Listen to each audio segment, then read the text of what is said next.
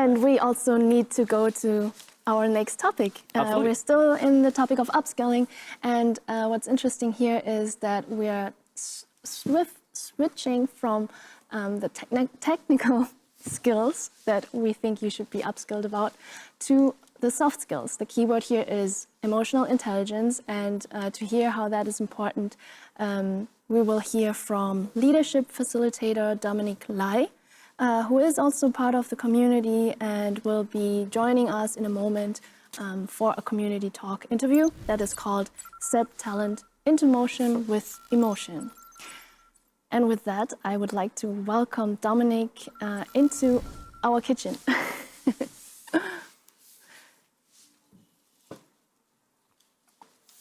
Hi, Dominic. Welcome to Hello. SAP TechEd Channel 1. It's good to have you. Hi, Mynyna. Hi. How are you? Good, thanks. Good to see you. Yeah, same here. Do you want to quickly share with the audience where you're from and what's your experience with the SAP community? How long have you been with us? Yes, of course. Well, I'm from Germany originally, but I'm living in the beautiful city of Barcelona for quite a long time already, 6 years.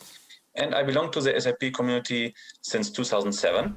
And talking about the community, I've actually been there as a speaker of the community tech talk track in the SAP TechEd 2019 in Barcelona, when it was still possible to do this kind of events in person.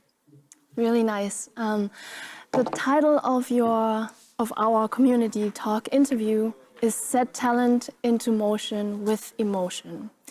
Now, how or why are emotions important in regards to upskilling developers? Yeah, I have to admit, Mynyna, that it sounds a little bit odd at the first moment, right? Because when we talk about the skills of a developer, we are referring commonly to skills such as knowing different languages, computing platforms, tools. And it's without a doubt, it's very necessary and important to master all these skills. But at the same time, there are some other skills, some less obvious skills that are also important. And these less obvious skills can leverage the before mentioned skills so that we can boost the developer's performance and get even more out of it. So the skills that I'm referring to are the emotional intelligence skills. And emotional intelligence goes beyond knowledge. It's about getting the best out of you and the people around you. And when you say get the best out of you and the people around you, it sounds like a double-sided approach. So do I get it right that emotional intelligence not only benefits yourself, but also then directly others? Yes, you're absolutely right. And somehow one leads to the other. But let me explain it step by step. On one side, we have the intrapersonal emotional intelligence skills, and we have the interpersonal emotional intelligence skills. So the intrapersonal skills are about learning to make use of my attention and manage distractions. They are about managing better my impulsiveness and react in a way that I afterwards might not regret. And it's about getting to know my strengths and my weaknesses so that I can bring in the best version of me in any given situation. And it's also about getting to know my intrinsic motivators and my values so that I can align with them and find more fulfillment with what I'm doing. But this is probably not enough nowadays because building software has become very complex nowadays. Building software is a team sport now. So as with any team sport, it is very necessary to be very good at interaction, right? So this brings me to the second category of emotional intelligence skills, the interpersonal skills. The interpersonal skills are about connecting with others in a better way. They are about managing distress in others and also having difficult conversations. And so in other words, it's about being empathetic. It's about showing social skills and bringing positive impact into my surroundings. So this is something we cannot exclude actually from the skill toolkit of a developer. Mm-hmm. And can you tell me a bit more about the interpersonal skills? It seems that the skills aims to improve the way how you interact with others, correct? Yes, that's absolutely right. And as you say, interaction is the key word here. If we want to attain a better interaction with others, we have to establish a better communication. And communication is not easy and has never been. But at the same time, we are constantly communicating with others, with our co-workers, with the client. So it's very necessary to work on our skills to be a better, skillful communicator. And through emotional intelligence, what we can do is cultivate the ability to listen deeply to others, getting clearer about our own intentions and needs that we bring into a conversation, monitor our emotions while we are in this conversation, and showing caring and understanding, and find ways to collaborate in a more compassionate way. So we can be very good developers, but if we are not good at interaction with our co-workers, with the client, our work performance diminishes. So nobody wants it. So anything that we can do to be a more skillful communicator is welcome. And how do we do this? So we talked about adding emotional intelligence skills to your skill set, to your person, or the way how you interact with others. How do I do this? Do I simply say, okay, from now on I will concentrate better, I want to be a team player, or how do you recommend doing this? Yeah, it's interesting that you say that, because it's exactly where sometimes difficulties arise, right? Because I may be able to say to myself, well, I want to be more empathetic right now. But then it comes to a serious situation, for instance, and things may become very triggering for me. So at that moment, I perhaps react in a way that I probably afterwards might regret. So I forget about all my good intention to be a better team player or to be more empathetic at that moment. So fortunately, there is another way to do that. And it's exactly about what you've just been saying. It's about a specific training that we can do. And this specific training is based on the premise that emotional intelligence is actually trainable. And this training is not new to SAP. On the contrary, it has been around since 2013, when Peter Bosterman, Chief Mindfulness Officer at SAP, first brought the Google-developed leadership program Search Inside Yourself to SAP. And since then, already more than 10,000 people have gone through this program. Actually, I'm a Search Inside Yourself instructor myself. And this program is based on contemporary neuroscience. So contemporary neuroscience suggests that our brain is malleable, meaning that it changes its structure and functions depending on where we direct its attention. So when we are able to train our attention and awareness, we are able to increase our emotional intelligence skills. So let me give you two examples that I think we can all relate to. For instance, if you want to be less distracted, well, train your attention in order to get more concentrated. Or if you want to be more empathetic, well, train the regions in your brain responsible for empathy. Sounds easy, right? Yeah, really easy. Sounds easy. How do we do this now? Yeah, that is exactly the question. Things that sound easy are not necessarily easy. So indeed, it takes some patience and dedication. And the practices that we use to train our attention and awareness is what we commonly refer to as mindfulness. So mindfulness in that way becomes the fundament of cultivating our emotional intelligence skills. And mindfulness can be trained in two ways. On one side, we can train mindfulness in a dedicated way. That would be sitting down on a cushion, let's say for 20 minutes or so, and train our attention. And it can also be trained in an integrated way, meaning bringing this attention that we have been cultivating before into a day-to-day situation, such as a conversation, bringing fully the full attention to the conversation.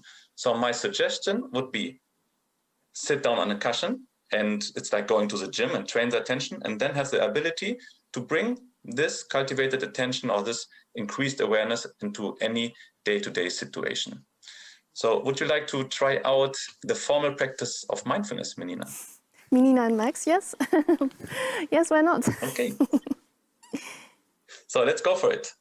So find a way to sit where you can be relaxed and alert at the same time. You might experiment by not leaning back on the chair and invite the back of your neck to lengthen. You might want to arc your back slightly, soften your shoulders. Notice your hands, notice your feet. And you can keep your eyes slightly open and with your gaze resting downwards. Or if you're comfortable to do so, you can also close your eyes. And now bringing the attention to your breath, taking a few deep breaths. Sometimes we constrict our breathing without being aware of it. So you might want to experiment by softening your shoulders, opening your chest. And where in the body can you feel the sensations of breath? It may be in the stomach as it rises and falls, or at the tip of your nostrils with cool air coming in and warmer air coming out. Wherever you can feel your breath most vividly, allow this point to be your anchor point, noticing the distraction and bringing the attention back to your anchor. Noticing the distraction and bringing the attention back to your anchor point. And if it helps you, you can say silently to yourself, breathing in, I know I'm breathing in. And breathing out, I know I'm breathing out, to help track your attention.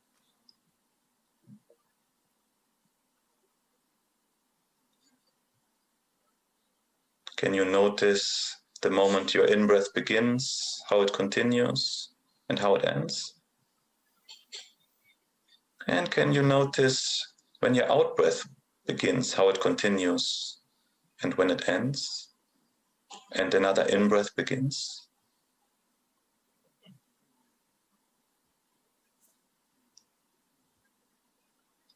With your attention, can you follow a full cycle of breath? Just try it out.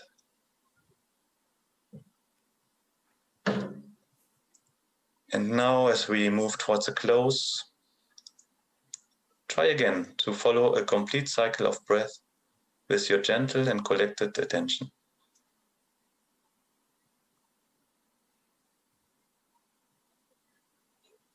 And now, in a few moments, you will hear a bell ringing.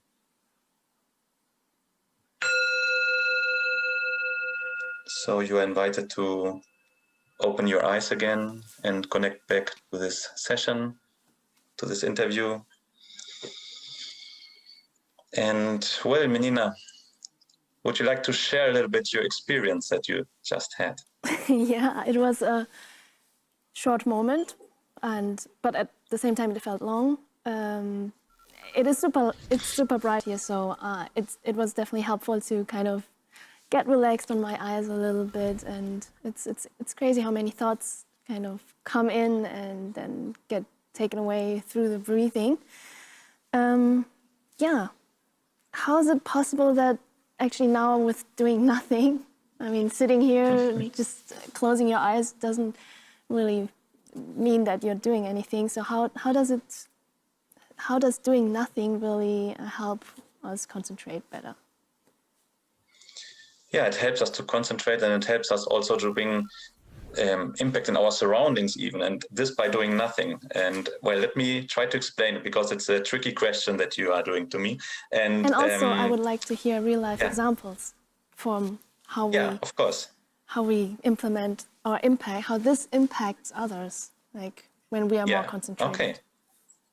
Okay. Yeah, I will go for it. So it is not really obvious at the first moment, as you just said, but the idea behind that is simple. If we get to know ourselves better, we can also understand others better. And if we understand others better, with that knowledge, we can help them to thrive. So you might ask now, but don't we know ourselves already? And I would say, well, perhaps not sufficiently, because if we are really mindful about ourselves, we can get into touch with our emotions, our tendencies to react. We can observe our own impulsiveness. And if we do that, there's something interesting happening that we know from neuroscience. What is happening is that we raise our emotional self-awareness, and this happens in a part of the brain called insula. While empathy, which means connecting with other people, is taking place in the same part of the brain, in the insula. So this means that when we train our emotional awareness, our self-awareness, simultaneously, we are cultivating empathy. So we can connect better with others. It is like going to the supermarket and you get these offers, like 2 for the price of 1. It's exactly that. So training your emotional awareness makes you more empathetic. So here we have the connection between the intrapersonal sphere and the interpersonal sphere. And as I said before, when we know ourselves better, we can understand others better. And here you can see that connection. And in that way, we can help the other people to thrive. So you have been asking for a real life example. Yep. And let me try to explain it. I will tell you a story. Once upon a time, no, actually it was not so long ago, it was just a couple of years ago, another manager, Anna, and me, we have been doing the annual review of a team member, an analyst. And well, we asked him something unusual. We asked him, if you still got paid, but you could do whatever you want, what would you be doing? And just choose something that you are good in and you like to do. So he looked at us and he said, well, I like to invent board games. And well, this was a valid answer, but we could not yet link this passion of him to what he actually can do in the workplace. So we had to bring it one step further, and we asked him something else. We asked him, and why do you like to invent board games? And he said, well, I like to be creative, invent stuff, and show it to my friends in order to get their recognition. And we said, okay, that sounds great. And when do you think you can do exactly that? Being creative, getting recognition in your workplace. And some seconds of thought, and he answered, well, I can do that when I teach SAP UI5 programming skills to trainees. Mm-hmm. So there was the answer that really could help us, because we found something to link his emotional driver and his intrinsic motivation to something that he actually can do at work. So later that week, we assigned him 2 trainees. So he engaged with the task and he began to teach them SAP UI5 programming skills, and he deployed the best version of him within an area that he considered was his area. He felt empowered and he was engaged, and we, as his supervisors, we could have the trust that his performance would come on its own. Why would it come on its own? Because he was within his flow. Within his flow means that his skill set matched exactly with the task at hand. So we could trust that he would really thrive and that he would perform extraordinarily. And that was actually the case.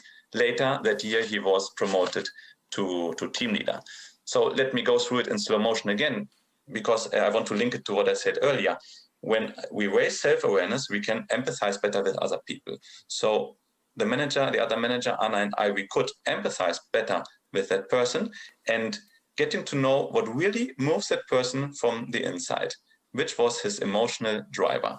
And our openness towards that person allowed that person also to open up to and to deep dive within him and look what his intrinsic motivation was. And well, with that information, we could do some job crafting. We could reassign some trainees from here to there. And then he could have like the place where he could, or the space where he could deploy his best version. And this is not all what happened. The 2 trainees we assigned to him were more than happy to work with him because they felt very good working with someone who was within his flow.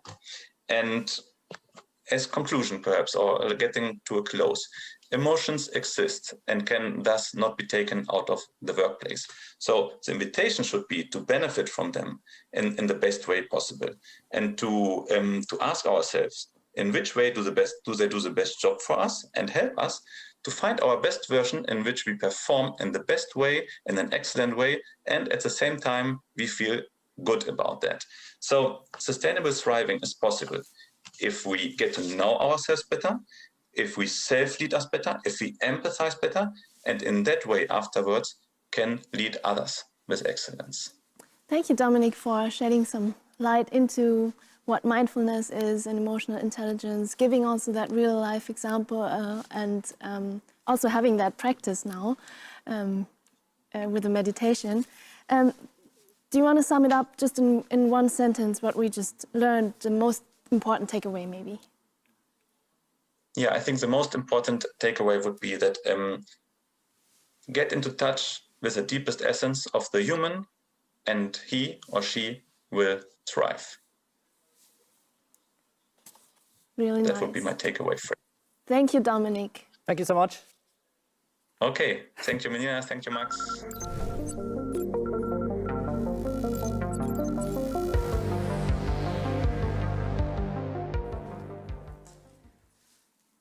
Yeah, that was Dominic with his insights about mindfulness and having a practice. I think it was really cool to calm down here a little bit on stage.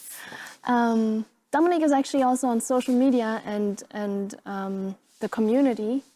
So if you go to community.sap.com, you'll find him as well, the same like Max showed how to find in a beat.